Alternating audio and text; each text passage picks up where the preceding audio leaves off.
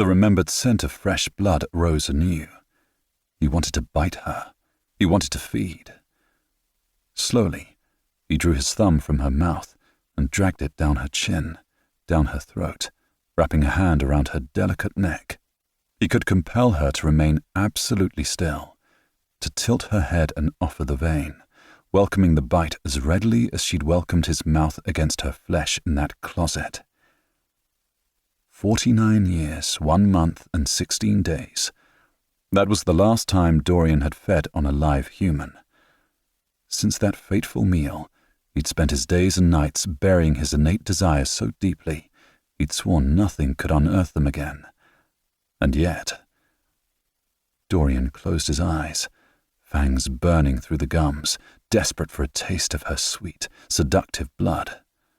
More than the velvet touch of her tongue, more than her soft, breathy moans, the very thought of feeding on her broke through nearly every wall he'd erected over those dangerous desires. He was holding on by a gossamer thread. One wrong move, and it would snap.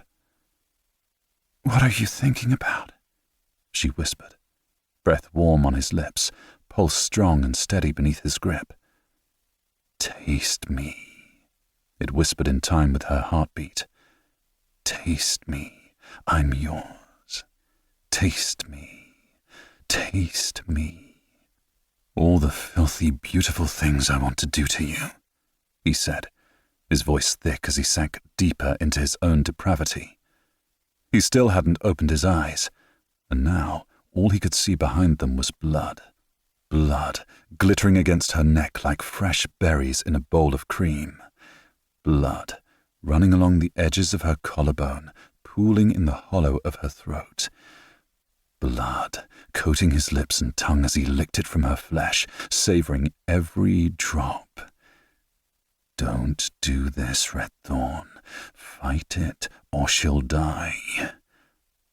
The thought sobered him just enough to allow him to speak again. "And you?" he asked, his words no more than a whisper in the darkness. "What are you thinking about, love? Tell me. Please tell me. Distract me from the thought of sinking my fangs into your flesh and bleeding you dry." "I'd much rather show you, Mr. Redthorne, if you're into watching."